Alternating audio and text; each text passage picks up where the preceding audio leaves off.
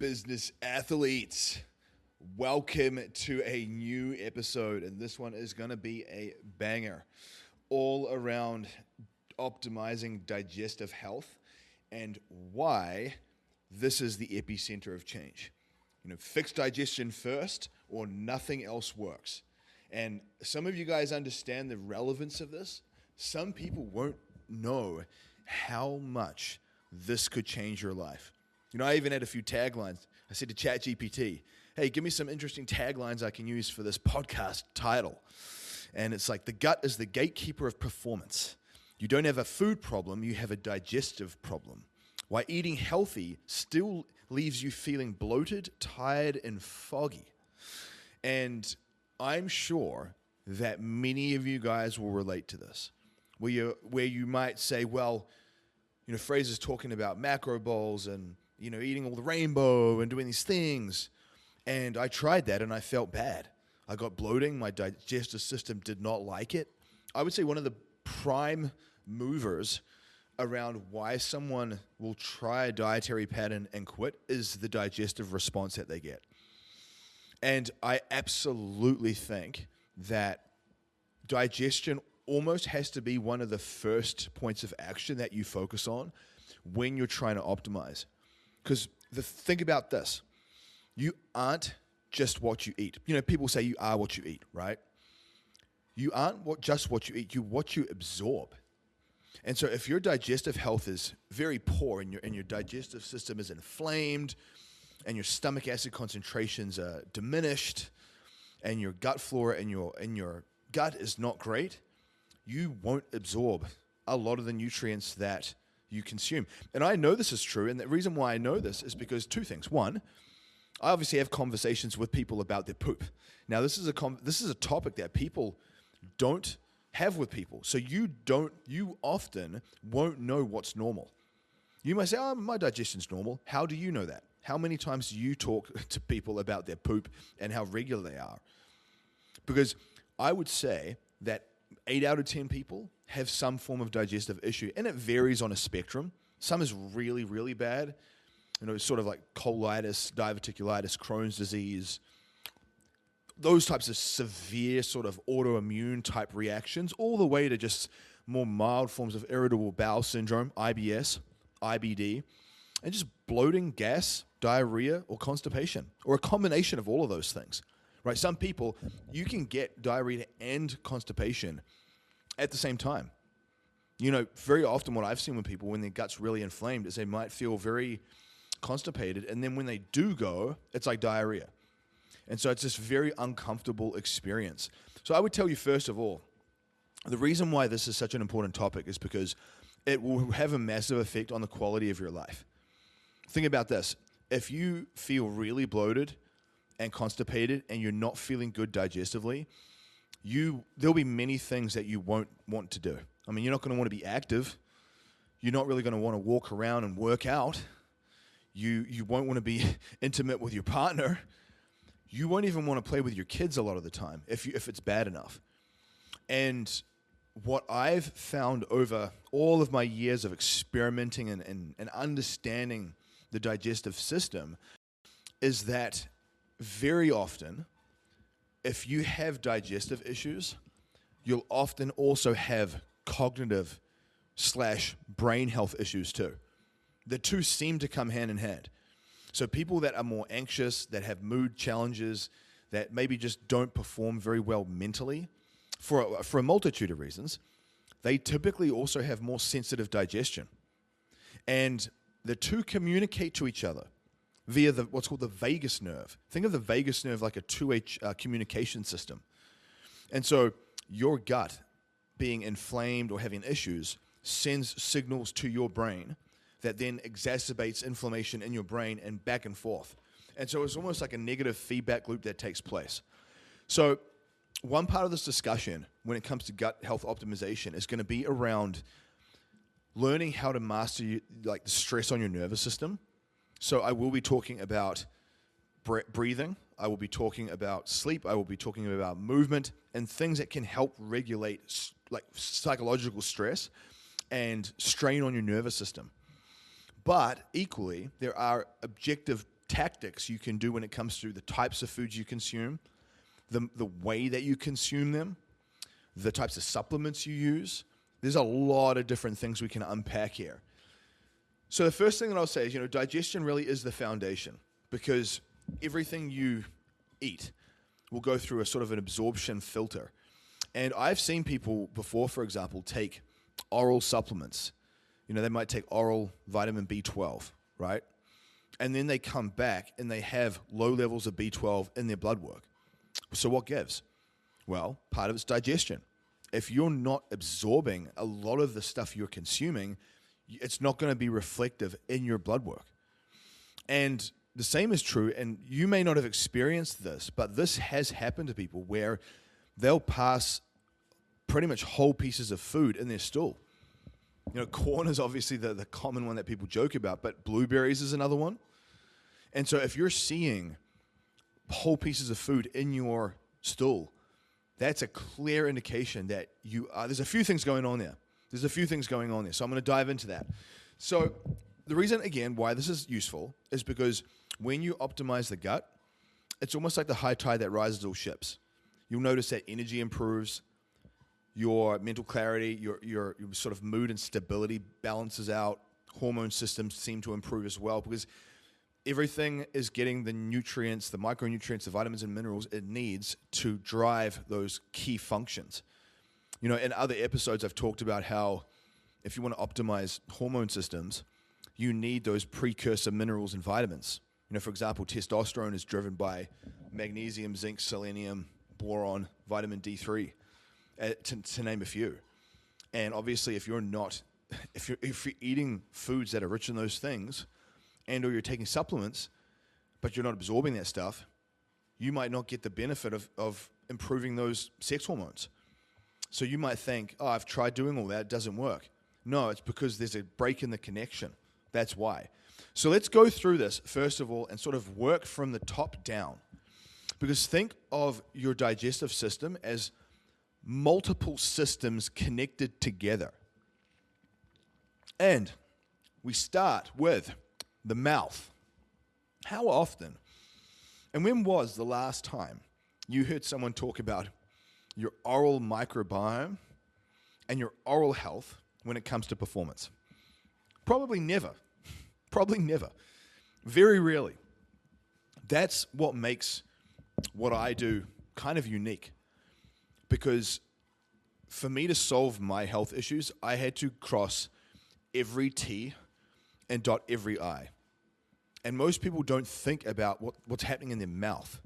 And your mouth sets up a cascade of events that then funnel through your stomach, into your intestines, and out your colon. And so there's multiple systems that are connected together. So first thing, most people, when it comes to their oral microbiome, so their oral health, their dental health, have no idea what they're doing. The conventional dental industry is like most conventional industries. It sucks. They give you a lot of bad advice, like you need fluoride in your mouthwash or you need fluoride in your toothpaste. That's the first piece of bad advice. Fluoride is not good for you. So that's the first thing. The second thing is using antibacterial alcohol-based mouthwashes to just obliterate the bacteria, because all bacteria is so bad, right? Think about this. Would you say all bacteria in your gut is bad? Would you take an oral antibiotic every day to clean up your gut? Because if you do a alcohol-based antibacterial mouthwash like Listerine every day, that's literally like you taking an oral antibiotic every day for your gut health. It doesn't make sense, right? When you think about it like that, it doesn't make sense. And so and it's not your fault. This is what we are taught. I used to do this. I didn't know any better. And what happens is when you slam a bunch of fluoride and when you slam a bunch of alcohol-based stuff, not only are you sending molecules into your system, fluoride, that will dock to thyroid receptors and often cause thyroid dysregulation, which is a whole other topic in and of itself, but you will also obliterate any good bacteria in your mouth that actually starts to help with the breakdown process. And then that's what causes bad breath. That's what causes plaque. That's what causes tooth decay. And so what we want to be doing is we want to use a probiotic mouthwash. Riven is a good brand, for example. Riven, Riven. So I will use Riven on a daily basis. We use it for my whole family. I will also use toothpaste like Revitin and Gutology. So I actually do like a 50-50 mix of Revitin and Gutology, because Gutology is a toothpaste that has hydroxyapatite as a base. Hydroxyapatite basically does what fluoride should do, but without all the negative side effects. So part of the reason why they suggest to use fluoride in toothpaste is because it strengthens enamel. It helps regenerate teeth, supposedly. But there's obviously all these other consequences that come with that. Whereas with hydroxyapatite, that's what helps remineralize bone, tooth, like anything. And one of the things that I'll say is that you can actually remineralize your teeth when you use these tools. You can, and people don't realize that.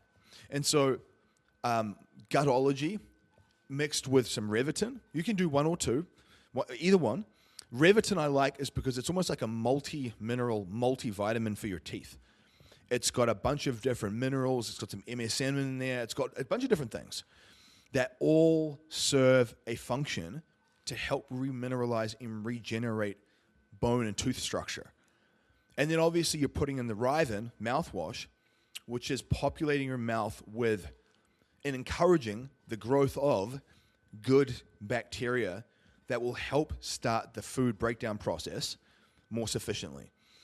So rather than just sterilizing the living daylights out of your mouth, you use these tools to help create a great environment from the start. The other thing that I think is important to note is when you are eating your food, you need to slow down how you eat. Some people, and a lot of high performers and business people are like this, they just wolf their food down. And very often, they don't even know how fast they eat. I remember I had a one-on-one student a number of years ago that would get a lot of digestive issues.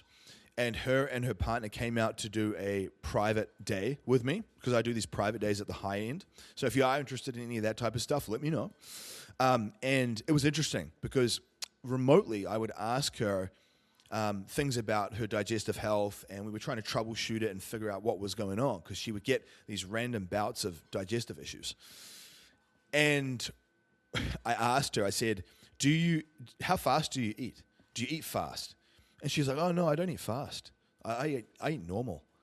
And then when she came and did the private day with us and we put together one of these lunch meals, she wolfed it down so fast, I almost had heartburn watching her. And I said to her, that's part of your problem. You don't know what's normal. You just ate that meal so quick that you barely chewed it. And the reason why I'm talking about chewing is because when you chew your food, it releases digestive enzymes from the salivatory glands in your mouth.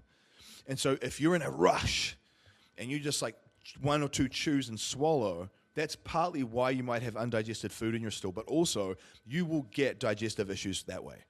And you may not even have a food sensitivity. You might think, oh man, I have a bad reaction to that food. It might not actually be the food. It's that you only chewed it like 5 times. So what I'm telling you is consciously chew your food 15 to 20 times. I know that seems tedious, but do you want to maximize absorption so you can really create an epic result? And do you want to minimize the negative gut response so you feel light and flat and nice, not all bloated and distended? So that's the first point of action. The things that I mentioned with those supplements, with the toothpaste, the mouthwash, flossing every day, making sure that I even chew a healthier gum after meals called Refresh. It's a sap-based gum. So I'll chew that after meals to act like a pattern interrupt, to kind of say, hey, it's time to like clean up, freshen up the mouth. The kitchen is closed, move on with your day. So the eating experience is done, so you don't keep grazing. It's a nice little pattern interrupt for a lot of people. And it cleans up your mouth too. So that is the start. And then obviously chewing the food more intently and just being mindful of that stuff, I think is really, really important from the very first point of order. Because then what happens is once your digestive enzymes are through your food, and that's also what I even suggest to people early on, is using a little bit of a digestive supplement as an assist, just to kind of help really break the food down properly. So, and I'm going to talk about the dietary protocols that I have as well. So once the food leaves the mouth and goes down your throat, one of the next points of action is your stomach acid. Now, this is where people get really confused. Most people have been conditioned to think that heartburn and reflux comes because you have too much stomach acid. And the solution is Tums, or the solution is Nexium. Some people even use Nexium long term, which is really bad for you, really bad. I mean, it's been connected to like esophageal cancer and all kinds of issues. And what happens is when you slam a bunch of Tums, which is antacid, you just constantly diluting down and nullifying stomach acid concentrations. And it can help acutely to just kind of reduce down the reflux, but what it does is it actually makes your body lose more and more ability to truly break the food down well.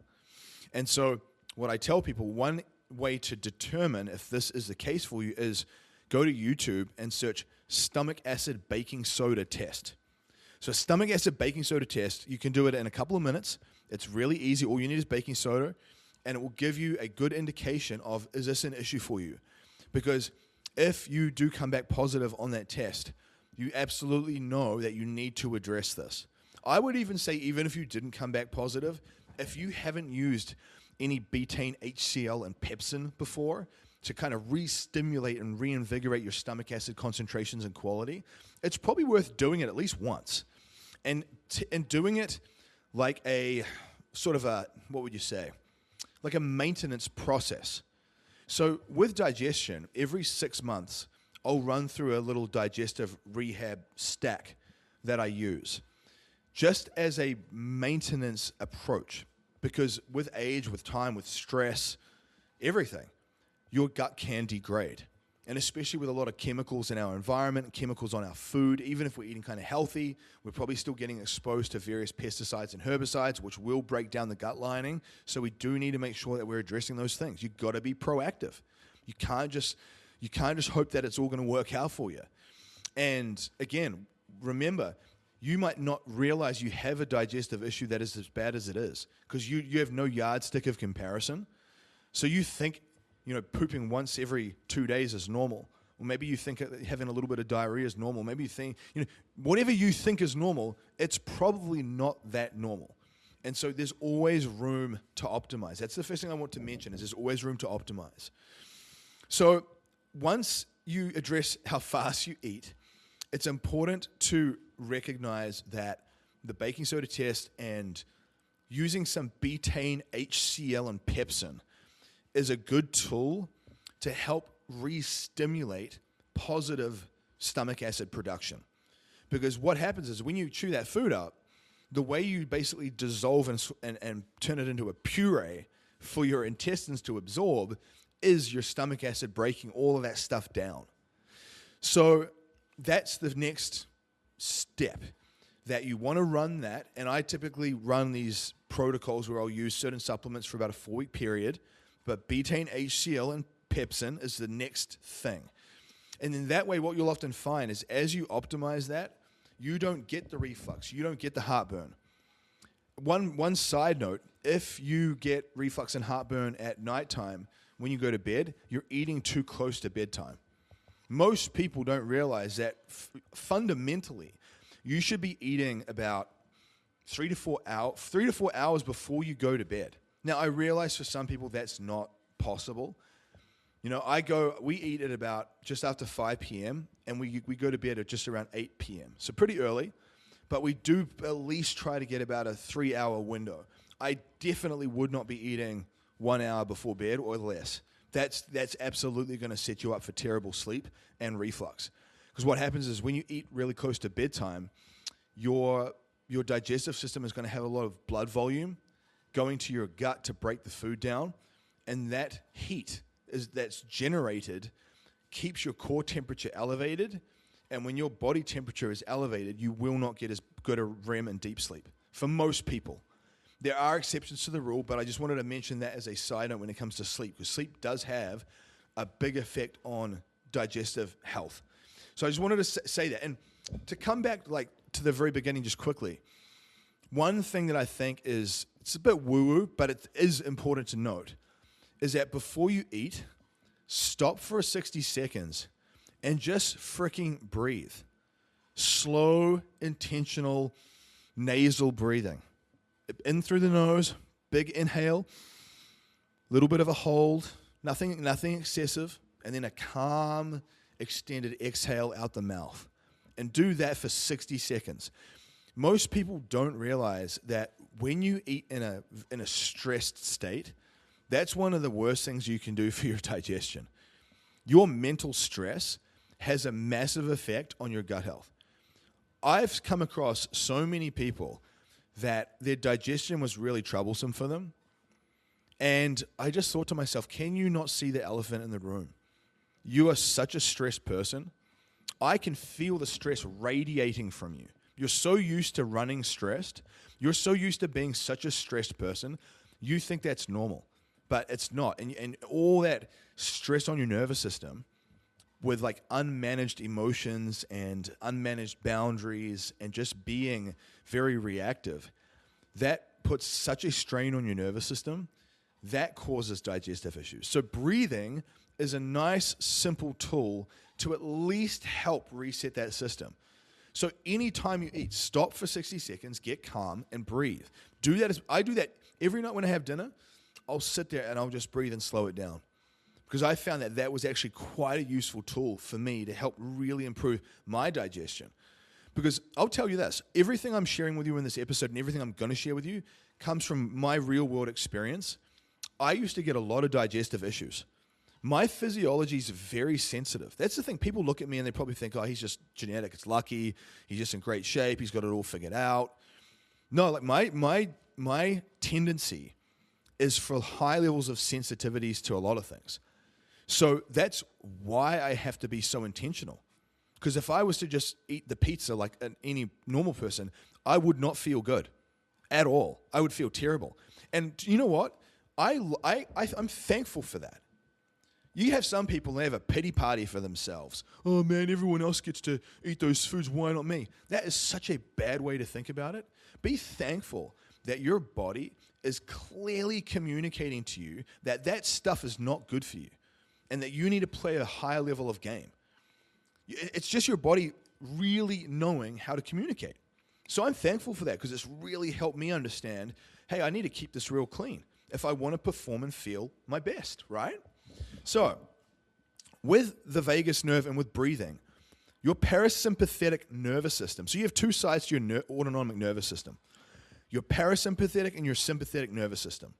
Your parasympathetic nervous system is known as your rest and digest nervous system, and your sympathetic nervous system is known as your fight or flight response nervous system. So when you are working out, when you're really stressed, when you hyperventilate, that stuff is going to arouse your sympathetic nervous system. And what happens is it pushes all the blood volume from your heart to your lungs and your muscles. So it leaves your core, it leaves your digestive system, and it goes into your muscles and into your lungs. Why? Because that's how you prepare the body for a fight or flight response. If you're going to be running or fighting, you need oxygen being delivered to your muscles and lungs. So the blood leaves your digestion and goes to the extremities. When your blood leaves the digestion, it's like it's shutting up shop. The office hours are closed. And so that's when you eat, nothing will happen. So you just end up getting bloated because the food sits in your gut and ferments. And you just feel bloated and distended. Equally, if you can turn on your parasympathetic nervous system through breathing and learning how to calm your nervous system down, which I'm going to talk about, some other tips and tools, that redirects the blood to your core, your digestive system, and that's what breaks your food down sufficiently. So I definitely think that, can you see here how there's a sort of there's a tightrope that we have to walk. There's a tightrope that we have to walk to help us get to a place where our digestive system is really optimizing how we perform. The next part of the process, once the stomach has broken the food, like pureed your food into baby food basically, is your intestines. So at this point, I like to use a garden analogy. Think of your intestines like a vegetable garden in your backyard, right? You have some weeds, ideally not many, but you have all your different vegetables. You have the soil and you have the vegetables. Now, think of good bacteria like the vegetables. It's like that. It's like a healthy environment, some healthy flora, right? The prebiotic fibers are like the soil. So your probiotics are like the seed, and prebiotics are the soil.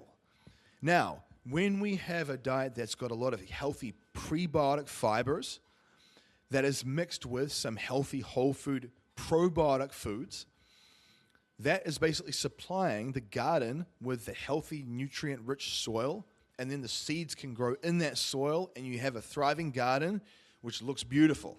That's a healthy gut, right?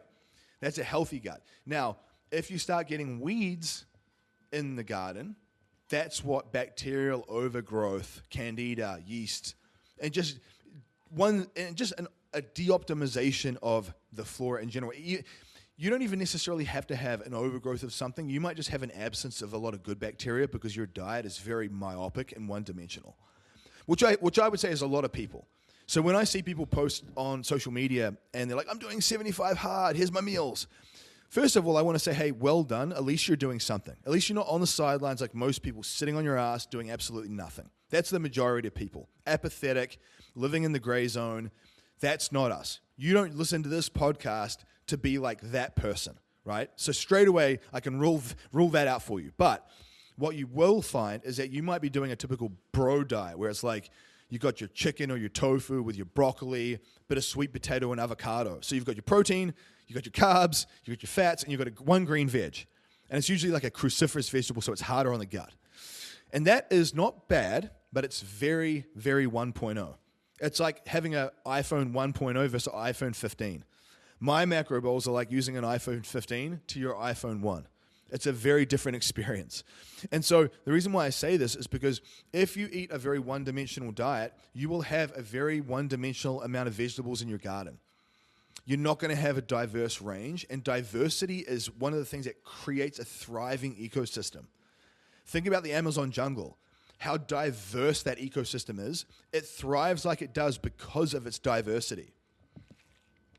So, the first thing that we want to think about outside of digestive enzymes for the mouth, outside of beta-HCl for the stomach acid, is we want to think about things that can help heal and regenerate the gut lining, to help with leaky gut and tight junctions, which I'm going to talk about, and repopulating with good flora. So what I typically do, there's a lot to this component of it, so I'm just going to keep it kind of 101. And like I always say, if you really want to dive into this more, get into my Business Athlete Council or message me about some one-on-one stuff, because this is where I talk about much higher level tactics in there, and we go into a lot more nitty-gritty around the different types of supplements and things that you might need. Because, for example, Seed Symbiotic is a good probiotic supplement that I would suggest you run a couple of times a year as like a maintenance thing. So Seed is like putting the good bacteria back into your gut, because that's how you repopulate with the bacteria that's going to break your food down sufficiently. If you don't have a lot of good bacteria in the gut, you won't break the food down well. Again, we aren't just what we eat, we are what we absorb. The other part of that isn't just the seed or the fertility of your digestive system, it's the permeability of your gut lining. Think of your gut lining like a layer of skin. In a way, it's actually like a layer of skin. And I use this analogy because people know that, or maybe you don't know this, but aloe vera can be a supplement that you can use to help soothe gut distress. So if you have an inflamed gut, bloating, gas, discomfort, you just don't feel very good, aloe vera can help soothe that. What do we apply to sunburned skin? Aloe vera. Yeah, you see there's a connection here. The two are very similar in the way they function. And so your gut, generally speaking, if you don't look after it, is like you having a chronic sunburn. And what happens is you eat food, and because the skin is burnt and cracked and it's not a protective layer properly, the different pieces of food, proteins, pass through your tight junctions and actually start to enter your bloodstream. And what happens is your antibodies, your immune system goes, whoa, whoa, whoa. What are these foreign proteins circulating in the bloodstream? What's going on here? And so it starts to pump out antibodies to try and neutralize these foreign entities that are in the bloodstream that shouldn't be there. And what happens is that's what autoimmune diseases look like. That's when you have a literal autoimmune reaction. And it doesn't necessarily just have to be a digestive one. You know, you might get some digestive autoimmune reactions, but you also might get some thyroid stuff. It usually presents itself in the form of thyroid stuff like Hashimoto's thyroiditis, Graves' disease, one of those two. Sometimes even rheumatoid arthritis. That's another autoimmune issue. All the way to your typical digestive issues that people will get. So you can actually reverse and eliminate those things by healing the tight junctions and optimizing your gut integrity. So I would say that there's a few parts to this puzzle, but some tools that can be useful is aloe vera alongside the seed symbiotic and higher dose glutamine powder. I like higher doses of glutamine powder because I find that tends to be one that works pretty well for a lot of people in terms of really helping soothe and reintegrate gut lining.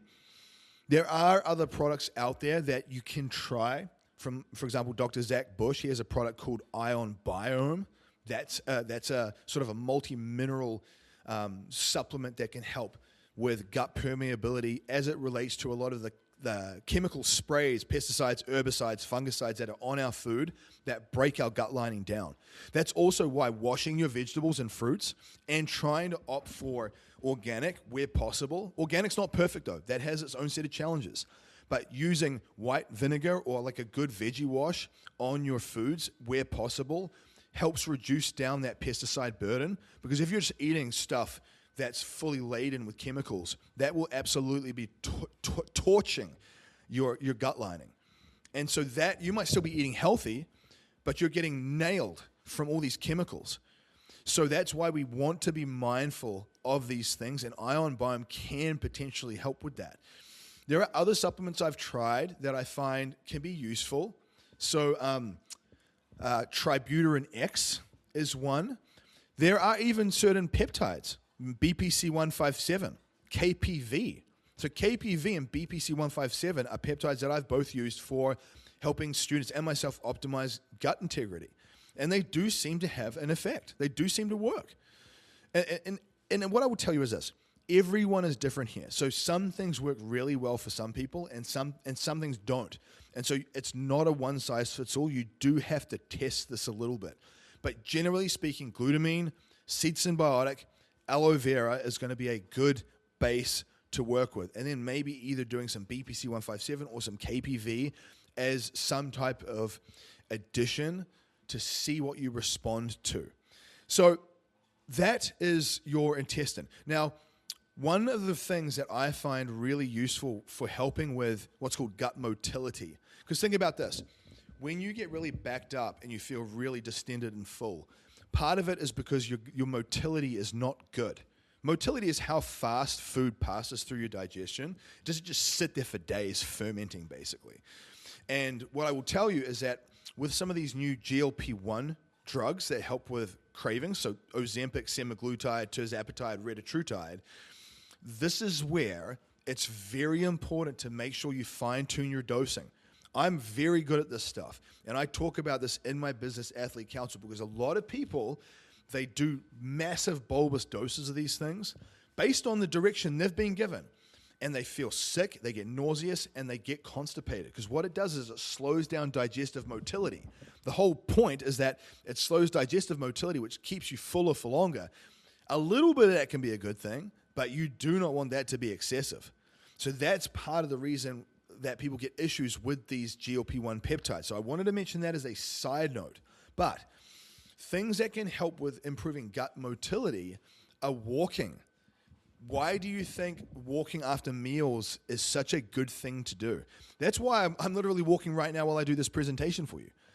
Walking through the day, especially around meals, is really useful for mobilizing and moving food through the gut.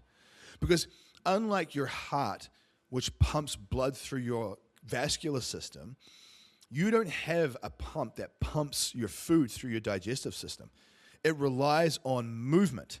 It's like your lymphatic system that also relies on movement, which is why if you have a rebounder at home, if you do a little bit of rebounding in the morning, you will often notice that will actually stimulate you wanting to go use the bathroom.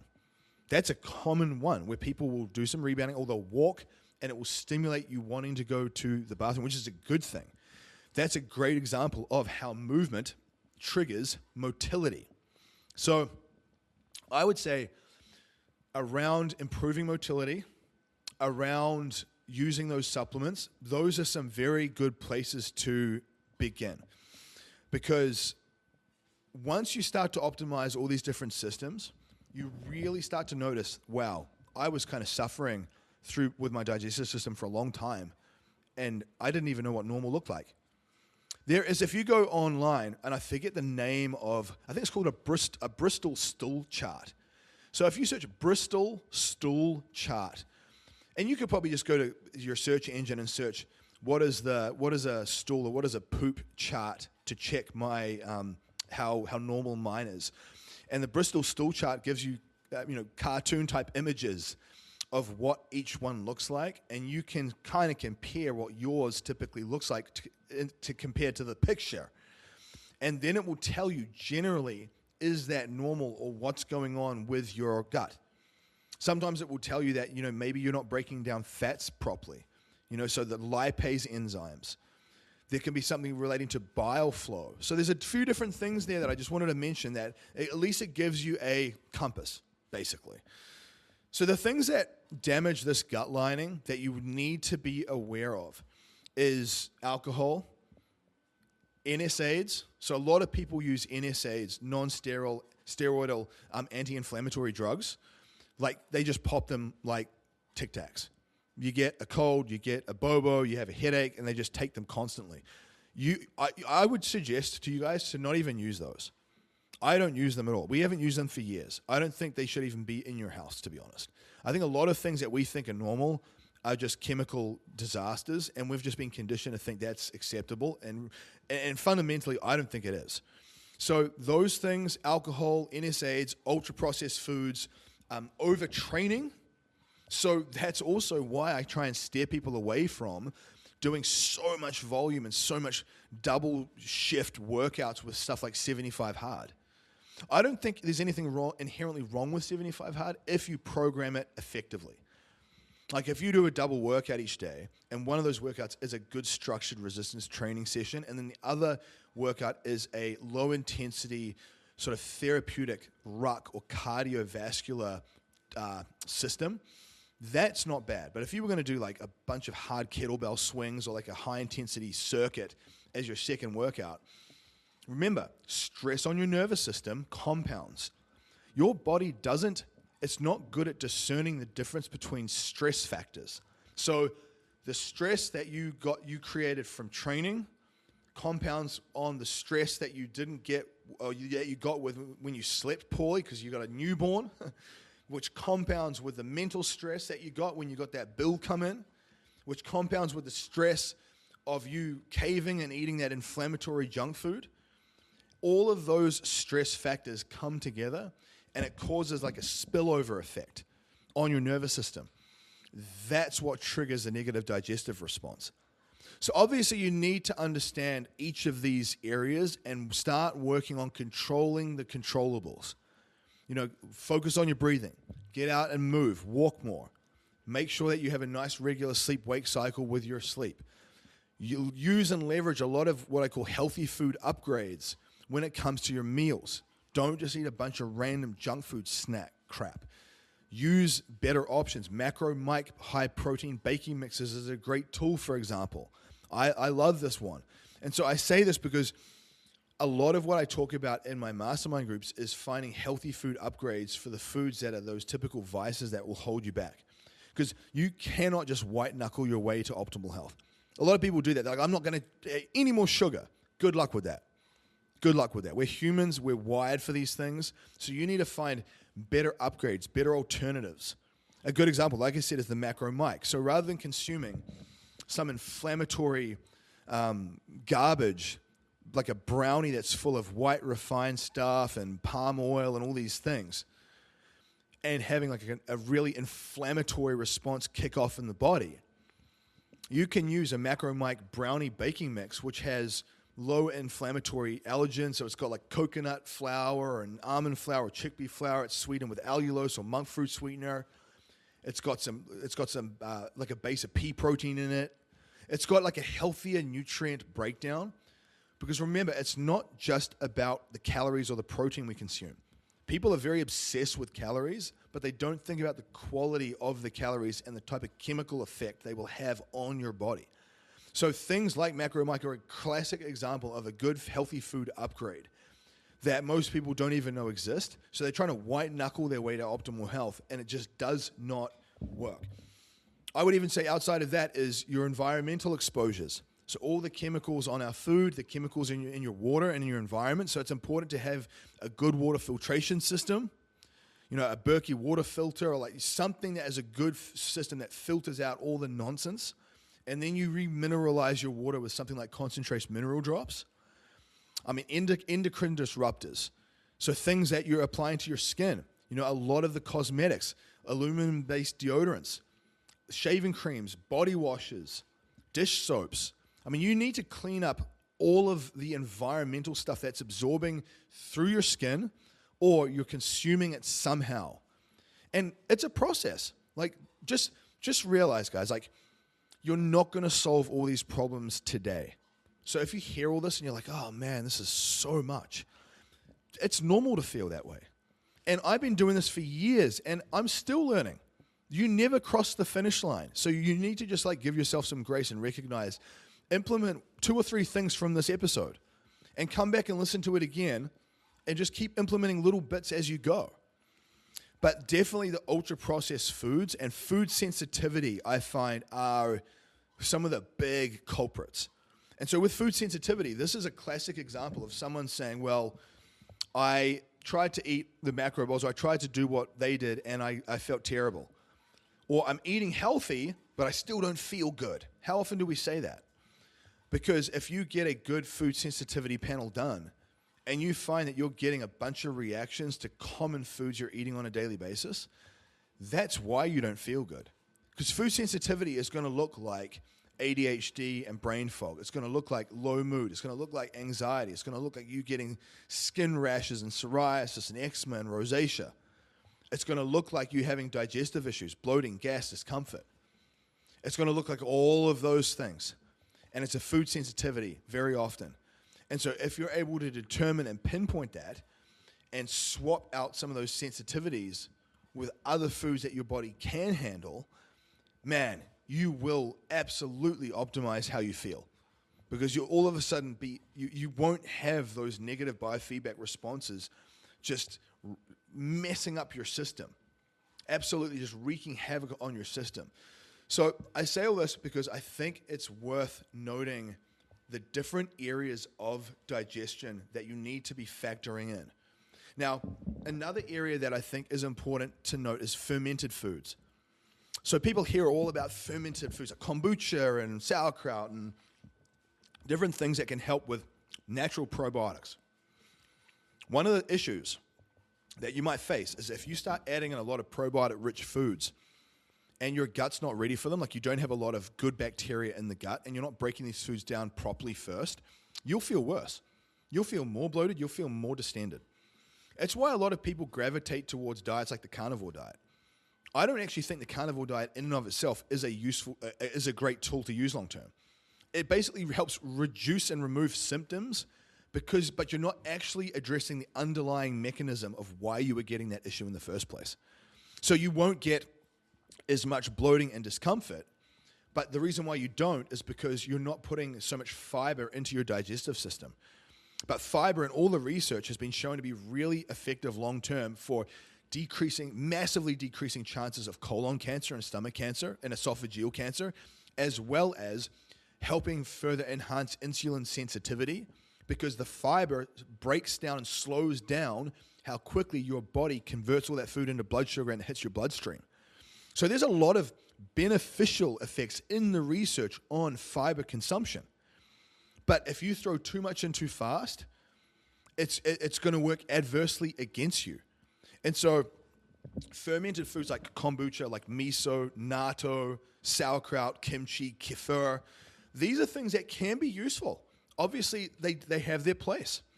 We often use kimchi, sauerkraut, and natto and miso. And we have those every day at some capacity. But you've worked on the gut first. Now, what I would tell you is first work on the quality of your gut and then microdose some of these things into the rotation. So maybe you do 1 teaspoon of sauerkraut every day once you've started to optimize your gut. Maybe you have a little sip of kombucha, but don't do too much of it because that dose will make the poison. And if you do a large dosing of that, you will definitely get a lot of bloating and distension because you don't have the environment to break it down yet. And so it's basically just bubbling away in your stomach. So be very mindful of that aspect of things. I would also say make sure that you are adding in plenty of prebiotic foods alongside the probiotics. Go to ChatGPT, give me a list of the top 10 prebiotic foods. There's a range of them. Artichoke hearts, chickpeas, sweet potatoes. And just make sure that you're intentionally weaving those things into your rotation because you want good soil to help the seeds, aka the seed symbiotic, grow. Now, you might say, I get it, and I will tell you this. Any dietary pattern, because I've been plant-based for 13 years, so I know all about fiber. And even people that are carnivore-based, I don't have any issue. Like, I'm not here to be dogmatic with any of the stuff. I'm here to say, find what works for you based on your blood work, based on your data, based on your biofeedback response. But what I will tell you is that I would rather you heal your gut so you can add in a wider range of diverse foods that have a range of micronutrient benefits than to be constrained to a more rigid approach because you can't even tolerate that food. So again, this is why healing the gut is such a useful thing because it helps create diversity. It helps create diversity. So I would definitely tell you that's the beginning. Now, when it comes to being able to tolerate more fiber, this is a process as well. If you've been on a junk food diet or you haven't really focused on this before, adding too much in too fast, that will make you bloat. So you do need to taper it up over time. Think of fiber, and I say eat the rainbow. That's a common phrase that I use. Eat the rainbow, meaning where's your green, where's your red, where's your orange vegetable as a base. And so I love to do microgreens, carrots, pickled beets.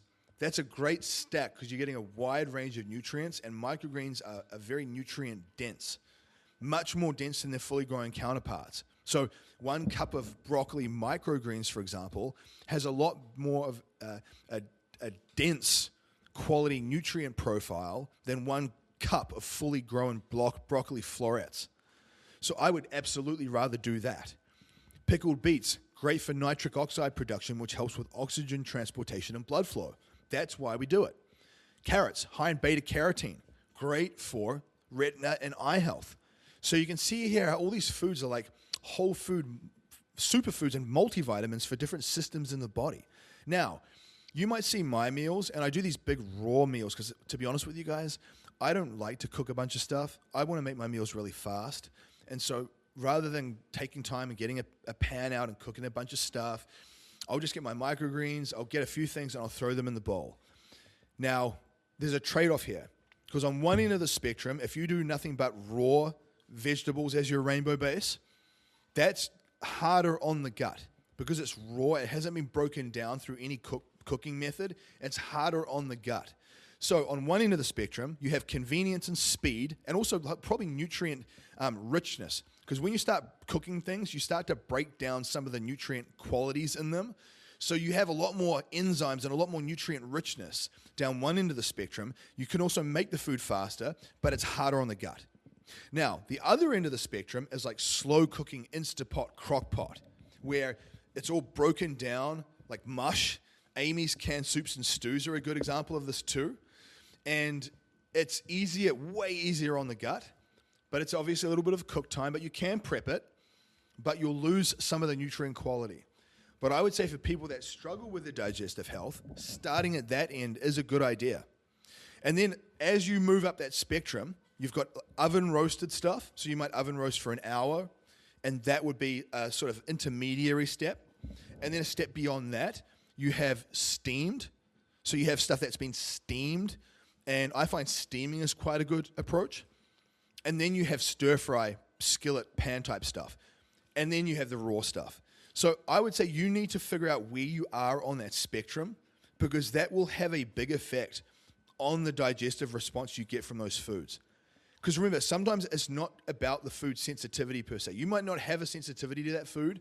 It's just that the modality that you're using is too coarse and rough for you right now. I will say, though, there are some common culprits when it comes to foods that are harder on the gut. So I find cruciferous vegetables and their fully grown approaches, so broccoli, cauliflower, cabbage, they tend to be quite hard on digestion, which is why I'm not a huge fan of cauliflower rice, for example. It's pretty hard on the gut.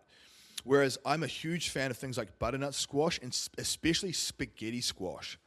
Spaghetti squash and zucchini noodles are really useful tools to bulk up a meal that gives you some substance to the meal, that helps you with fat loss because it gives you something to eat that's low in calories, but it tends to be very easy on digestion for most people. So that's why I really like those as a base to my meals. I'll always add spaghetti squash and zucchini noodles as a base to keep my meals a bit larger. So I feel like I'm eating something of substance, but it's low calories, good for fat loss. So you can see here how it's not just the types of foods you're consuming. Some seem to trigger issues more than others. It's the cooking method. It's stress on your nervous system. It's like, what state are you in when you are eating? The last component I would tell you is play around with the frequency of your meals. This is where, again, people can get very dogmatic. So you have some people say, one meal a day is the best thing ever. Well, for some people, one meal a day will make you feel terrible, like super, super bloated. Because if you have to get your whole day's worth of calories in one meal, that's a big meal. And your stomach may not be able to handle all that food volume in one sitting. I find for a lot of people, as we age, like I have students in their 60s and 70s, they do not do well with big meals less frequently. They need smaller, more frequent meals to stabilize blood sugar and to just be easier on the gut. It's almost like as we age, our digestive system loses its ability to sort of create a more consistent level of motility or breaking food down as quickly, which is fine. It is what it is, but you just need to know this. Whereas on the other end of the spectrum, you might find that you can handle a big meal and you just love not eating all day. Because I will say the trade-off of eating lots and lots of meals through the day is your blood sugar levels are going to be up and down and up and down and up and down. And that roller coaster is not good for insulin sensitivity and blood glucose control. So if your hemoglobin A1C and your blood glucose levels are high, part of it is you might just be eating and snacking way too much. Snacking is something you really should try to eliminate, because it's not ideal from a physiological standpoint for most people. You want to be intentional with the times that you eat your meals. So be very, very focused on, when are you going to have, what window of time are you going to have your lunch meal? What window of time are you going to have a dinner meal? What window of time are you going to have like a snack window? And keep that locked in like clockwork.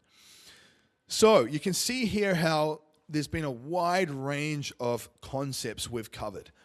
I will say that digestive protocols and digestive health is a very complex thing.